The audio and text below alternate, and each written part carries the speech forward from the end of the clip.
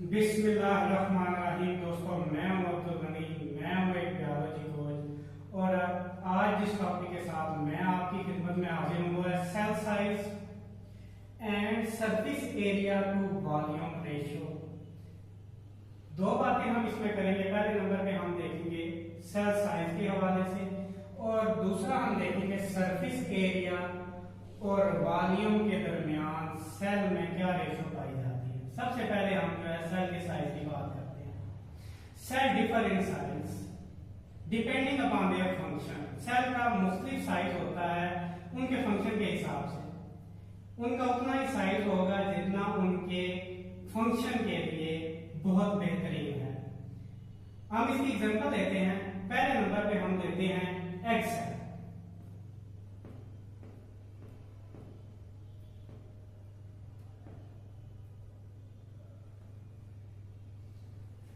Egg cells are large enough. Egg cell बहुत बड़े होते हैं बिकॉज उनका बड़ा साइज ही उनके फंक्शन को सूट करता है।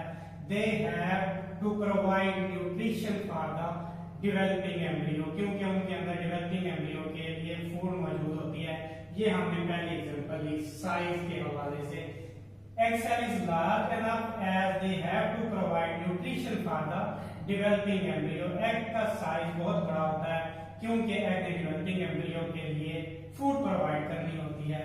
तो एग का साइज बड़ा होता है क्योंकि उसका बड़ा साइज ही उसके लिए बेहतरीन है और वो अपने अंदर न्यूट्रिशन को, फूड को स्टोर कर सकता है। दूसरे नंबर पे हम एग्जांपल लेते हैं। पहले हमने बड़े सेल की एग्जांपल दी, उसके बाद हम छोटे सेल की एक एग्जांपल लेते हैं, that is red blood cell RBC. Red blood cell are small in size. वो साइज में छोटे होते हैं। क्यों छोटे होते हैं? उनका छोटा होना ही उनके फंक्शन के हिसाब से बेहतरीन है उनका ये छोटा size. They have to pass from narrow blood capillaries.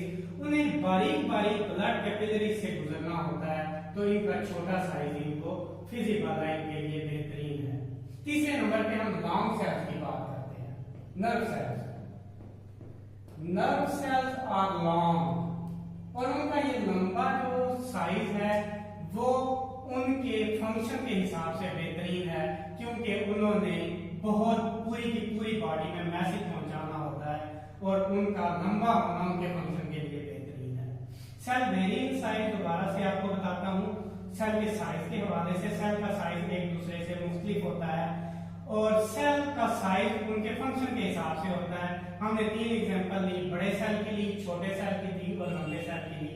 Egg cell they are large enough because they have nutrition for the developing embryo. Red blood cells are small as they have to pass from narrow blood capillaries to provide oxygen to all the cells and nerve cells are long enough as they have to carry message to the distant part of the body.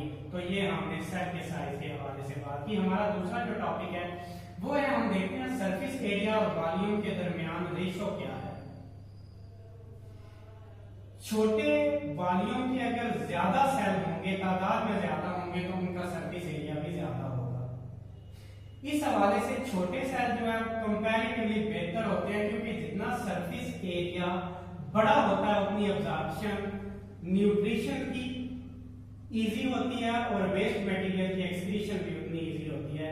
तो छोटे cell इस हवाले से ज्यादा बेहतर होते हैं कि अगर ज्यादा तादाद में छोटे सेल होंगे तो उनका सरफेस एरिया बड़ा होगा और अगर एक ही बड़ा सेल होगा तो उसका सरफेस एरिया कम होगा। आइए अलग-अलग एग्जांपल से देखते हैं कि सरफेस एरिया में और वॉल्यूम के दरमियान क्या रेशियो पाई जाती है। हमारे पास एक सेल है 30 माइक्रोमीटर का, ये एक क्यूब है। This is a cube cell of 30 micrometre and a small cell of 10 micrometre. ये भी एक क्यूब सेल है। हमारे पास दो सेल है, हम दोनों की एग्जांपल देखते हैं ताकि ये क्लियर हो कि सरफेस एरिया और वॉल्यूम के दरमियान क्या ताल्लुक पाया जाता है। देखिए, इसका हम वॉल्यूम निकालते हैं तो वॉल्यूम निकलेगा is equal to 30 multiplied by 30 multiplied by 30 equal to 27,000 micrometre cube. ये है जी वॉल्यूम एक ऐसे क्यूब सेल का जिसकी हर साइड जो है 30 माइक्रोमीटर की है। अब इसका सरफेस एरिया निकालते हैं। सरफेस एरिया निकालने के तो कैसे निकलेगा? Surface area equal to 6 multiplied by 30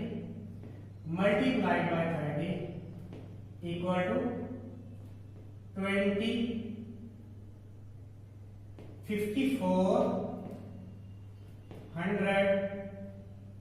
micrometer square. ये भी हमारा इसका निकला है सरफेस एरिया। तो हमने देखा कि एक ऐसा क्यूब सेल जिसकी हर साइड 30 माइक्रोमीटर है उसका वॉल्यूम निकलता है 27,000 क्यूबिक माइक्रोमीटर और उसका सरफेस एरिया निकलता है 5400 क्यूबिक स्क्वायर मीटर। अब हम देखते हैं दूसरा छोटा सेल जो हमारे पास है 10 माइक्रोमीटर का। हम उसका देखते हैं कि उसका वॉल्यूम क्या निकलेगा। देखिए जी volume equal to 10 multiplied by 10 multiplied by 10। ये हमारे पास आ जाएगा जी 1000 माइक्रोमीटर क्यूब। अब एक ऐसा सेल जिसका हमारे पास क्यूब सेल है 10 माइक्रोमीटर ईच साइड है उसका वॉल्यूम हमारे पास कितना 1000 माइक्रोमीटर क्यूब। और इसका हम सरफेस एरिया निकालते हैं तो सरफेस एरिया इसका निकलेगा इक्वल टू 6 इंटू 10 इंटू 10। ये आ गया हमारे पास 600 माइक्रोमीटर स्क्वायर सरफेस एरिया आ गया हमारे पास छोटे सेल का। अब देखिए यहाँ पे हमारे पास 30 का एक सेल है उसका वॉल्यूम कितना 27,000 माइक्रोमीटर क्यूब और इसका है 1000। ऐसे अगर 27 सेल होंगे तो वॉल्यूम दोनों का इक्वल हो जाएगा। अब देखते हैं कि अगर हमारे पास ऐसे 27 छोटे सेल हो तो उनका सरफेस एरिया कितना आएगा 27 मल्टीप्लाइड बाय 600 माइक्रोमीटर स्क्वायर। इसका देखिएगा जी इसका सरफेस एरिया जो हमारे पास आ जाता है वो आ जाता है